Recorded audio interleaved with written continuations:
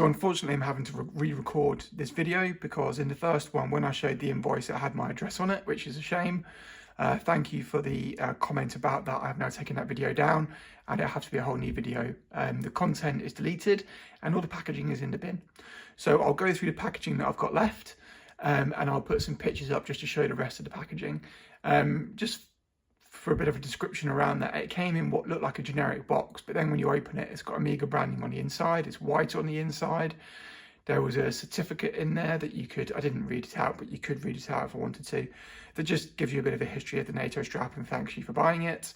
And then obviously the invoice. The main item is this box comes in this little sleeve and it's a very thick box, very much like the kind of outer box, and it probably is the same material as the outer box that you get on your watch boxes, and then a nice kind of raised glossy Omega logo on the front. So you open this up and you have, oh there you go, I kept my invoice in there, but I won't be bringing that out this time. You have a little box inside, a little case, and I did send my watch away recently for a service, and I can't, maybe I need to look back through my videos, but I think this is probably a very similar material, and it's very nice. I think, you know, when you're spending this kind of money on a watch strap, it's nice to get the kind of luxury experience with the packaging as well, with all the solid boxing, and with this, which is quite frankly unnecessary. I bought a craft blue rubber strap, which is around 70, 80 pounds, I think, maybe a bit more than that. And it came in a plastic pouch with a popper on it, and a kind of like warranty card, and that was it. So yes, this is significantly more expensive, but the packaging is significantly higher quality and more of it. So you get a little divider here. I'm assuming you can order a spring bar tool, but I've got a Bergeron one, so it didn't. So I'm assuming that's to stop it going across and potentially scratching the hardware on the NATO, but the spring bar tool would have been covered as well. But yeah, happy with that. And then inside here, what you get is, with where the items go, the foam has little cutouts. So the strap comes in here and there's a little cutout. And then I also got some spring bars. I think they're 20 millimeters and 90 millimeters, so 220s and 219s in there. And again, it has its own little cutout. Oh, hello. That it sits in. I'm not sure how useful this will be in the future. I mean, you could use it for taking your straps on holiday or something if you really wanted to, but you wouldn't. It's a nice thing to have, but it's not like when you get a service case and you can use it as a single watch carry case going forward. But again, when you're spending what is, just in all transparency, and you'll see it on the website anyway, £170 on effectively a fabric strap, it's nice to get this, and it kind of softens the blow a little bit. And I had done the reviews and I knew I was going to get this, but yes, it is very nice. So the strap is on the watch already. I will put it on in a minute, but I'm just going to talk it through first. So the only other NATO straps I've had, just to be transparent, are these Haverston ones, which I've still got, which we'll talk through. This Omega one, a Tudor one on my 58, and I had a Watch Gecko one. The Watch Gecko one was by far the worst.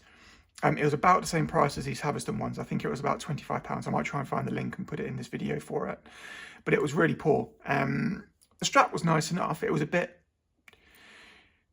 You want the strap to be nice and soft and supple, but you don't want it to be so supple that it moves around a lot on the wrist and it contorts and twists and it doesn't hold the watch in place, which is what that one did. And it's not particularly heavy watch head. So I wasn't impressed with that side of it. But also... instead of having a material stitch here either side of the where the buckle is and the pin, it was like a metal sleeve, so it would constantly, whenever you did that with it, it would just rattle, and when you put your wrist down, it would rattle. And I emailed them about it just to say, is this normal? And they were like, yeah, we know about it, it's just a design, but thank you for your feedback. So I wouldn't ever buy those again. And it might have been just that specific one from Watch Gecko, but wasn't happy with it at all. So coming on to the Omega one, I think the best thing to do is try and compare this with the Tudor strap that I had, but it's very difficult because I don't have that strap unfortunately anymore. But this is definitely a thicker, or it feels at least a more substantial strap than the Tudor and any of the other ones I've got.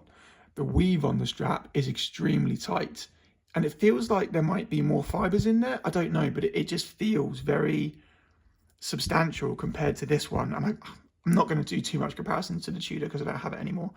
But it just, this one barely got worn, for example, right? And if you hold it up, you can see it's already flopping a bit. But when you hold this one up, it's really quite solid. And I've barely worn this one. So it does feel more substantial. It is quite a thick strap. You'll see on the bottom, it's at least 1 millimeter or so.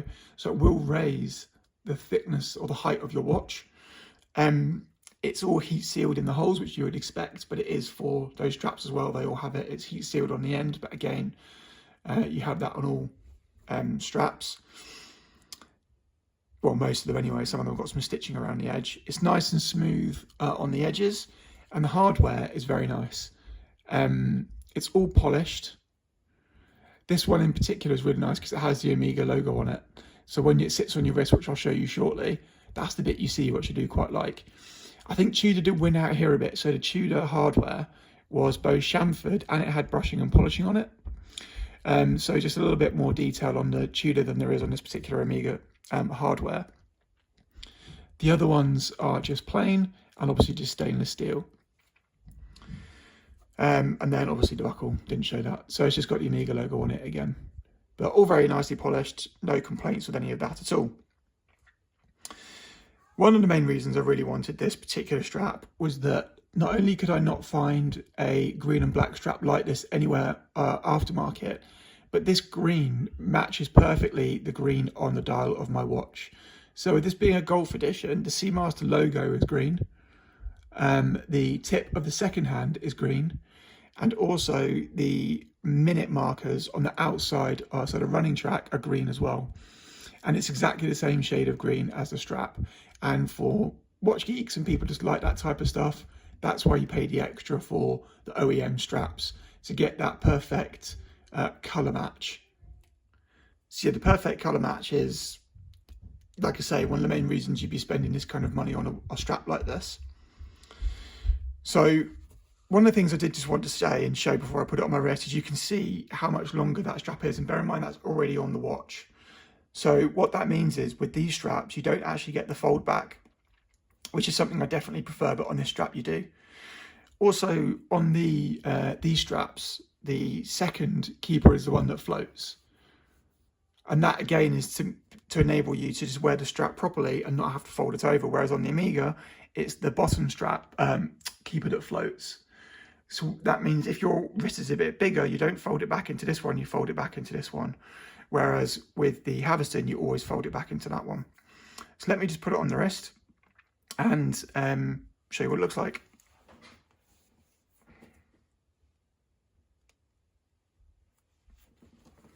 Okay, so nice and easy to put on, as you'd expect. It's just a typical strap. Slide it through, goes through the top, you fold it over, and it goes back through.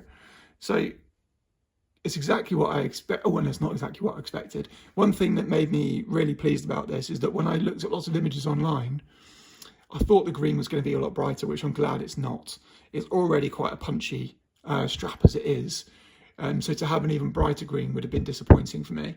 Like I say, it's the perfect tone and matches with the colours on the dial. Some people really like this fold back bit. I do not. I'm not a fan of it. But again, you can see just how much, how much extra strap there is there.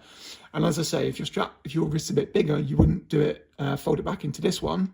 You'd fold it back into this one, which floats. So you'd move it all the way up and then fold it back into there. But I don't need that for my wrist. So overall, I'm really, really happy with it. You can see it kind of sits off the wrist a bit. There'll definitely be some softening up of the strap, and that will sit closer to my wrist.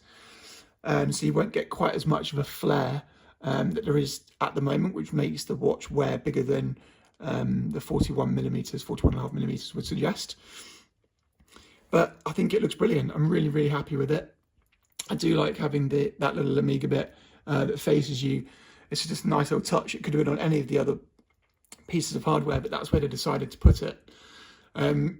So what do I think of it? Is it worth £170? And would I buy it again? I think the answer to that is it's probably not worth £170, but that's obviously all subjective to the individual.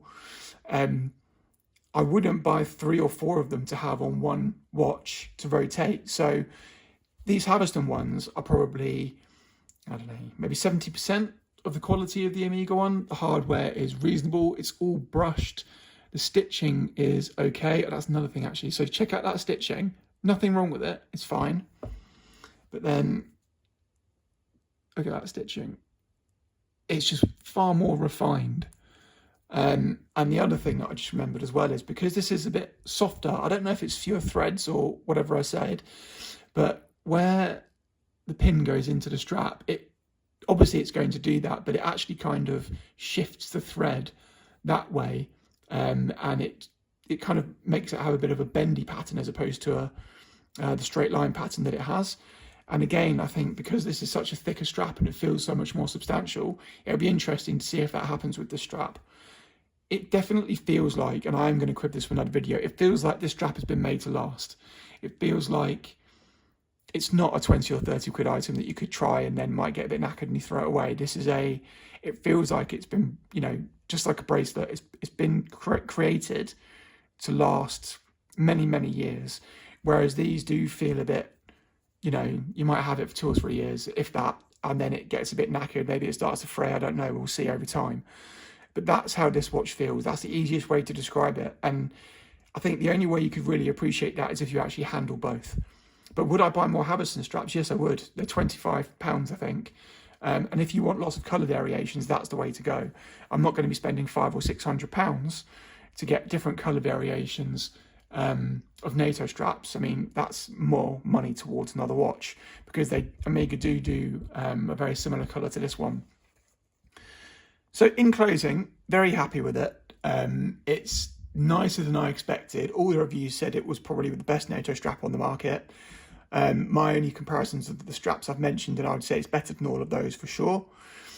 Even if Tudor's quality to detail with the hardware was a little bit better in terms of the chamfering, polishing and brushing. But the actual strap itself is fantastic. And you wouldn't think there'd be such a variance when you're just talking about a fabric strap. So yeah.